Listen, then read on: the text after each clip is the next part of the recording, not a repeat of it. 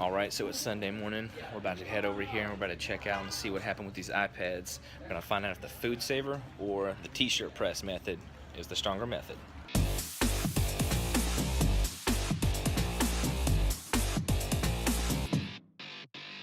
We are trying to find out what is the better standard method for sealing an iPad. We have the modified t-shirt press, which is something iFixit is working on right now.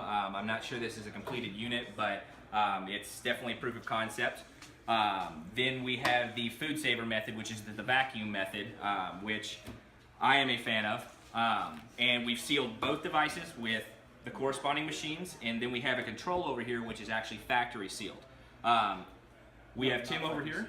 What? Not factory. Oh, this one's not factory sealed? No, it was just set down. It was no pressure. Fair enough, fair enough. Okay, so this one was just set on there, no pressure. And then we've got Tim over here who has the Tim scale. And what he's gonna do is he's gonna come over, he's gonna open them up individually, and he's gonna give us a score based on the openability of the device after it's been reworked and put back together. And cured. And cured. The first test we ran was not cured. Tim, I would recommend doing the standard one there first. Yeah. Okay. And then do the. Where'd the ice go? I don't have one. That's how I did the other Bam! one. There you go. All right. We're shifting from the ISS mode to the Jimmy. No, that's the ISS mode. That's mine. Is it? Oh, this is the. Okay, no, I'm wrong. There you go. All right. So these are our three. We're gonna set these two aside. This is the no pressure. Literally just put the tape down, went in one direction, which is apparently the good rule to follow with Tessa tape, and it cured for 24 hours. So we'll kick it off.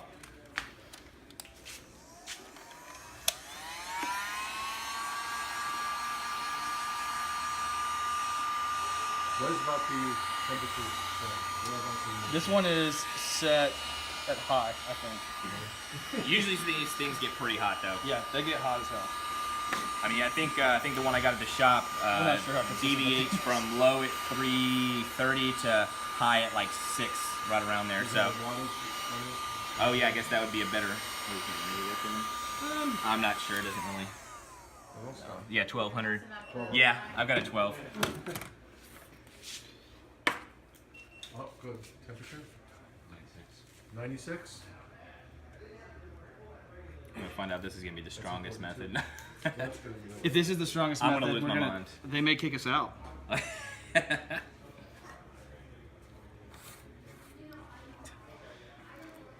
don't think I like your tool, man. Oh man.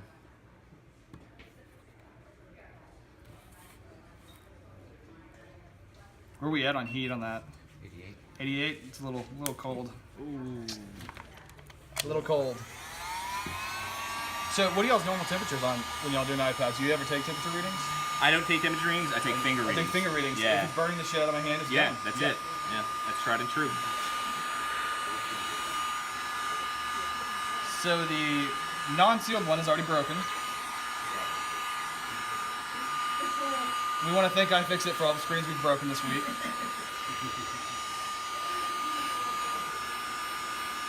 Where we at? 132 at the Okay. Burn me. There we go. Maybe we start from a different entry point so that. Yeah, clean.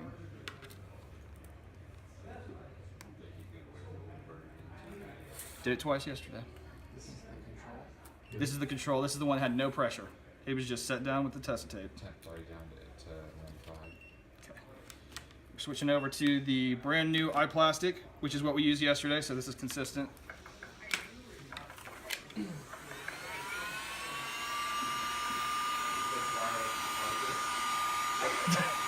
Does it catch fire like a guitar pick? I don't know if we want to test that. You know, heat gun. Yeah, those cheap guitar picks you'll get on. Anyway. We just use ours and they don't set on fire like that. All right, so iFixit guitar picks, guys. That's where it's at. They don't catch fire. Can we test that next? Sure. Maybe move outside for that. I mean, it's not a bad hold for just sitting there. Yeah, honestly, I'm pretty impressed for the cure. which is this. So there was no pressure. Nobody ran their thumbs, nothing. You just sit down, We push set down, it down, the middle. pushed it down in. That's Okay. it. Nobody was sitting there holding it. Nobody clamped it. You leave it on its face overnight though? Nope, set up. Oh, Face set up. it up. Okay. Straight up handed to a customer status. Yeah. No.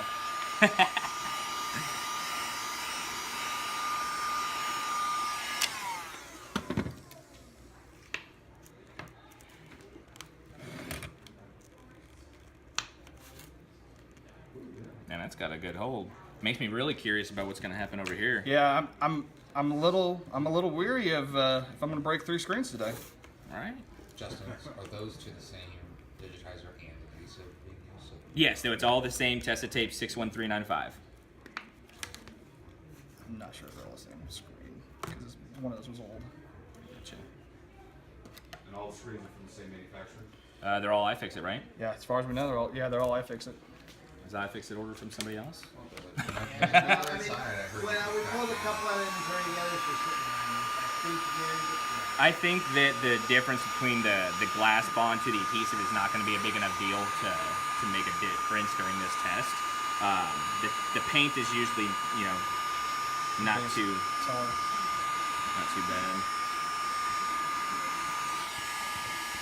I think the only thing that would make a difference is if there was tape still on there and they Yeah. put it on with it. We but- cleaned them all. Okay, yeah, as long as they're all cleaned, I They don't were all think we're gonna clean. have an The issue. glass was clean. No, we didn't use any adhesive that was there.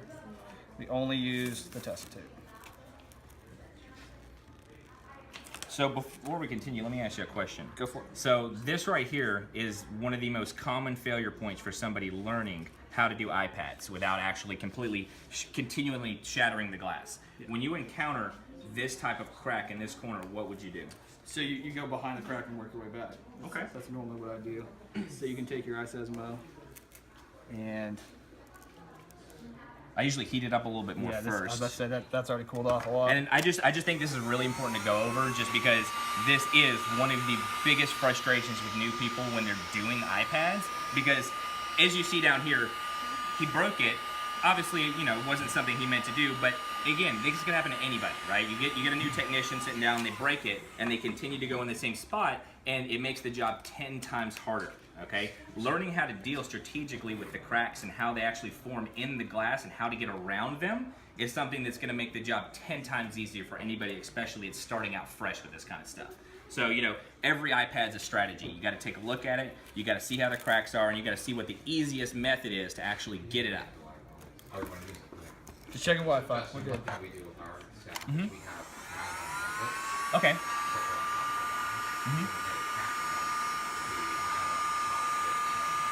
Oh, I like it. Okay. Yeah. Okay. I like it. I've heard that. Yeah, I mean, that's what I do. It takes a little bit of finesse and Yeah. trying to get around a crack and leverage a adhesive on top to lift Okay. pieces away. So, anybody else got any really cool tips on iPads that they feel like makes a difference? Somebody else do it. Have somebody else do it. Oh, he Just come back in there. Have Tim do it. Yeah. Another thing that I like to do, especially when training new technicians on iPads, if you looked at the front of an iPad 2, 3, 4, without turning it on, without getting real close to it, you really can't tell too much of a difference, okay? But on that same note, we all know that between the different models, there's also going to be different kinds of cabling on the side, right? So one thing that I always teach whenever they're first getting started is they either take a small piece of electrical tape or some Kapton tape and they make sure that they familiarize themselves where the cables are and they put it down on the front of the glass. It's not going to affect any of the heat transfer really. It's such a small amount of tape compared to the amount of heat that you're transferring into it that it really saves the day a lot when you know for sure that the tape that you're going next to is a cable. So on our templates, we have the indicators for Wi-Fi antennas. My man, that's what I'm talking about. So this is one variable that we're not accounting for, is that this one is cellular, the other two are just Wi-Fi. So you need to make sure you're protecting your Yeah. Yeah, so come on, baby. Gave him one of these, and he just went, okay.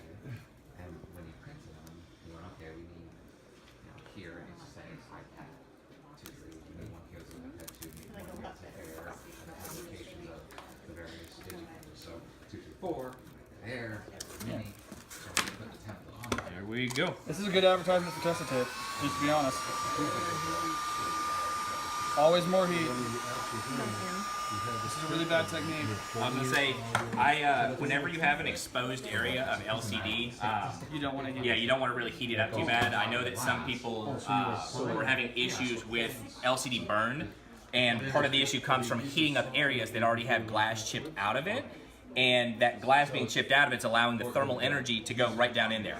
Normally, when you have an air gap in that piece of glass, it's got to heat up the piece of glass before it transfers down into the display panel itself. So there is an air gap. I missed that. I'm sorry, I was wrong. This was a factory seal. Oh, well, Yep, there we go. It was a factory seal. that was a factory seal. So, factory seal, no pressure control. I just confused myself. So, What do you rate it? Well, it's so factory seal. getting into it, it was. It's got to be 10 to 10. Yeah, it's 10 to 10 if It's the factory most seal is 10. difficult. Yeah, it's the most difficult. It's a 10 to 10. Getting around is, Just getting it you know, your typical iPad. And I'm going to be perfectly honest, I'm going to have to give it to Tim on this one. I feel like if we were 100% sure that this was a factory seal, I don't think that would have had it. 8:55. 8:55? That's, we definitely had good timing on that. Okay, so 8 minutes 55 seconds to get a factory seal open. So we're gonna do the vacuum press next. Sat overnight.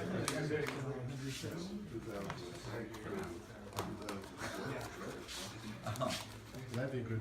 So just for, I don't know when this is gonna run, but if y'all decide you want to go this, these are Amazon Gold Box today. Really? Yep. That exact one? Not that exact one, but a similar model. So if you need to replace the one that we're messing up on your wives, go for it. So, give you a fair fight here with clean tools. Clean tools. So this one was vacuum sealed for Yeah, 24 hours. Was it 24? Did we do it right about now? Yeah, it's, well, 18. Close enough. Close enough. So we're gonna You- go. you need Yeah, that go, check. let's go to 150 on all this. Keep it kind of consistent. We're 150 on the bottom. Let's do two sides. Do a quick little overall warm up. So we're gonna start at the same spot. We're super low down here, man. Are we? Okay, hang on. Didn't get it hot. I can touch it.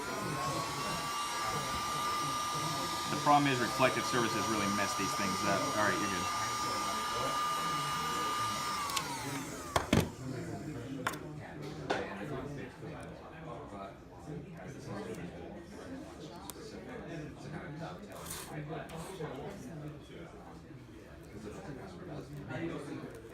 Always got them techniques.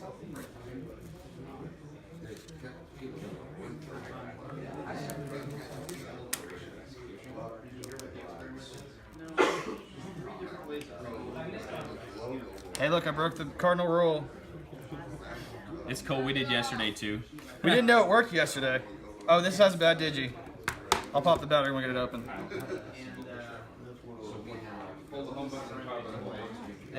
It's on iOS 10. It'll reset.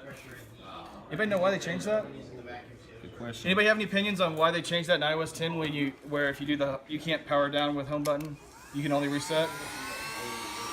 I didn't know if you had some insight on that. Yeah, true that. They don't.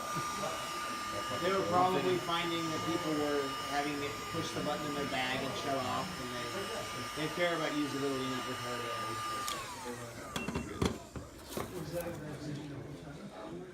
I don't know. I think there was an issue with it to begin with, wasn't there? It should. This is the same one we tore yesterday. Yeah, and I put it on. Yesterday, we did it yesterday. Yeah. Ooh, resistance. This is the same side that's resisted us every time on all of the iPads, and this is not the side that normally resists Really? for us. Again, that's also the side we didn't heat as much. So where we at? I don't want to give unfair here. Where we at? 150? No, keep going. Almost there. Keep going. All right, my man, you're there. Okay.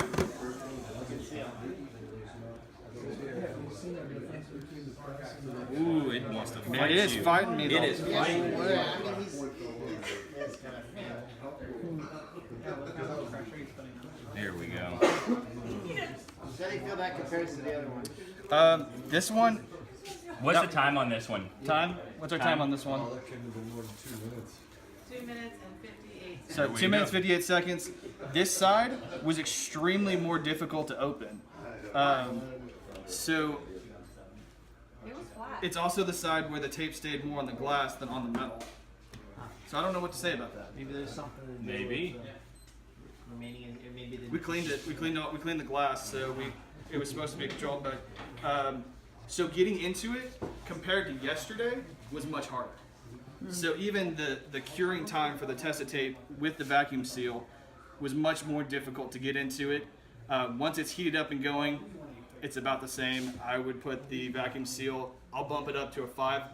Out of 1 to 10, we'll give it a 5, just because it was significantly more difficult to So get that would started. mean it's a 6. So that, whatever we want to bump it up You to. gave it a 5 yesterday. Yeah. So give it a 6. I'm gonna. Oh, did I give it a 5 yesterday? Yeah. I'll give it a 6 today then, because it was more difficult to open. Tim scale.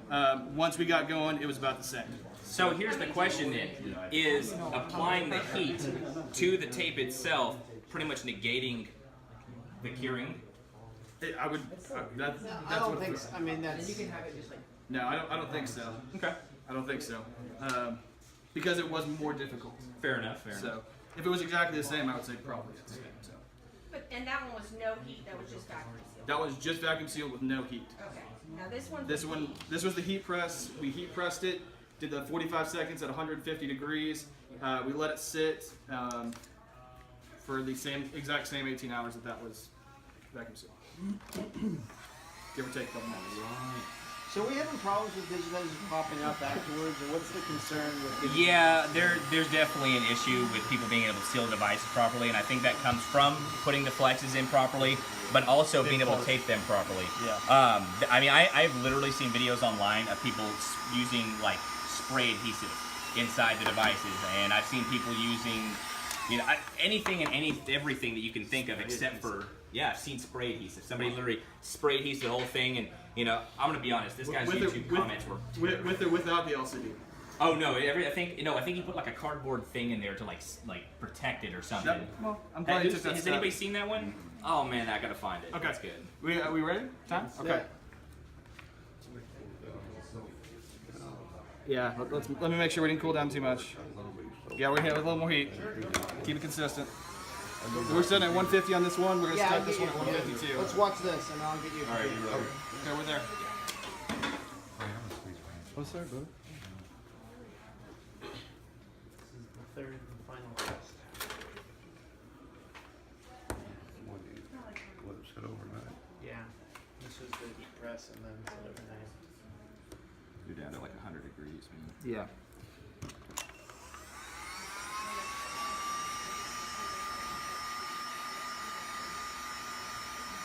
Where we at? 170? 160? Yeah, you're good. It's cool off time. Yeah. There we go.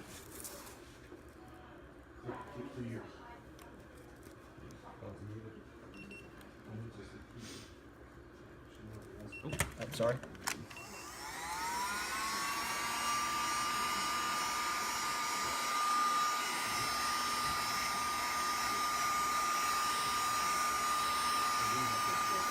Yep. Nope, not there yet. Your average was about 115. All right, good. Oh, I totally turned it on. Must be feeling slow today.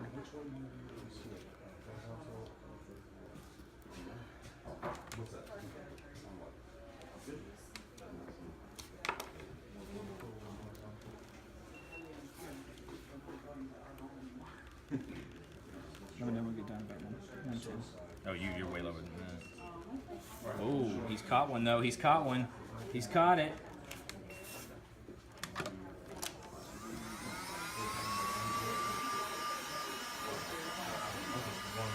It's like there's a separation point sometimes when you hit tape that just runs. You know what I mean? Yeah. Dragon tape. It happens, man. So what I'm going to put out here is the tape actually moved with it. So anyone have any tips for the best way to clean an LCD after you've got adhesive on it? Spit. What? Hot breath. Contact cleaner. Hot air. Contact clean. Hot air is what we normally do. If that doesn't work, you're going to probably have to go with some kind of light. Rubbing alcohol? You got to be real careful with. You gotta be- You got to be real careful. You'll start taking. There's something real special different about these. I mean, this is not like an iPhone display where you just wipe it off with ISO and it's like It's good to good. go. This one, it just is like, It'll fight you the whole way. And if you do use alcohol, you better use a little. Yeah, you're gonna get weird streaks. All right, where we at? Almost there. Keep going. 140. No, 138. 140. Keep going. 145. All right, good.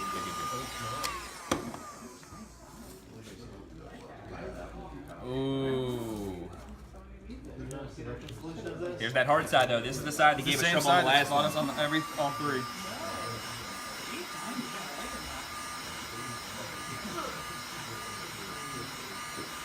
All right.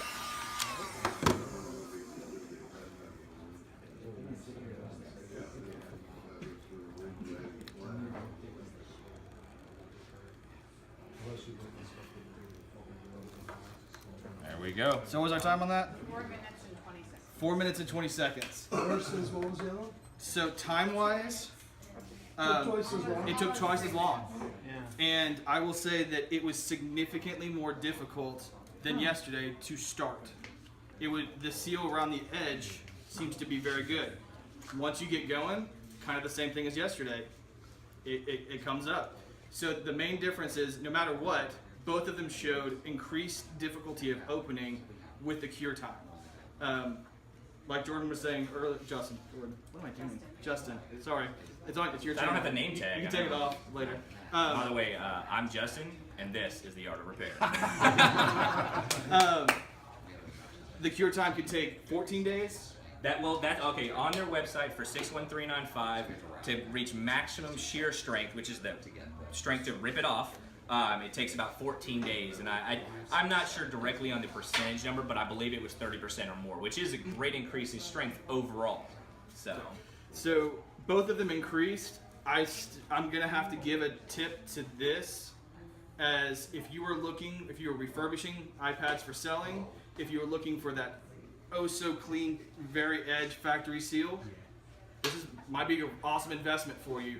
If you're doing a repair and they've already completely demolished all of the aesthetics of it, this works. Clamps, a lot of people use clamps. We're not going to say that's bad either, but between these two, I will tip this one for opening. It did give a very even heat. I got to give it to it. You gotta give it to it. I'm going to give it to it. It's gonna set at about a 7. Okay. And now, if that's an investment your company needs to make, I think if you're doing any kind of refurbishing for selling devices, you need to check it out. So, what did we take away from this experiment? What did we learn today? And what can we do moving forward to do better? I think first and foremost, the iPad heat press method is probably, if that's all you're going to use, it's going to be the best method. I do believe that. I think that it falls directly in line with how TESA 61395 should be properly applied to a device. But do I think that the heat press method is for everything? Absolutely not. I absolutely do not think that this is the end-all method for all sealing of all devices. I do personally believe that the vacuum sealing system is a lot more versatile than anything else on the market. I think that for the entry price point of getting it pretty much used wherever, I mean, you can get these things at Goodwill. I think that at that point, the versatility and the price point is unbeatable for all your generic everyday device sealing. But that iPad heat press is something serious, and I'm getting one. I'm definitely. In fact, I'm not even gonna lie. I've actually got something in the mail right now, so it should be here in the next few days. It was that impressive. So I definitely would say if you're thinking about picking one up, hit the guys over at iFixit up and see what they can do for you. I know they were taking pre-orders on it right now, so I know that there were some other things that were discussed. I know Prime Tech Tools has some custom, specifically designed gear for iPads, and I believe Samsung's as well. And I'm going to be honest, I'm a big fan of that. I'm a big fan of companies going out there and making custom tools for our industry here in America. Like, support your companies here in America, seriously. Without them, we're not going to move forward. So, if that's something your shop can do, check them out too. But overall, I mean, I would say that there was a lot of learning going on. It was a good time. So, what I'd really like to try when my stuff comes in is that I'm going to heat seal an iPad, and then I'm going to seal it with the vacuum system, and I'm going to see how tough that is. Because, yeah, it's going to be awesome. I'm just excited. So, hope you got a good watch out of that. I'll catch you next time. My name's Justin, and this is The Art of Repair. Don't forget, guys, if you're interested in any of the tools I use, check out the description below. I even have my own custom tools that I sell down there as well that literally do not exist anywhere else on the planet except from The Art of Repair. I also have a Patreon where you can help support the channel so I can create even better, high-quality content.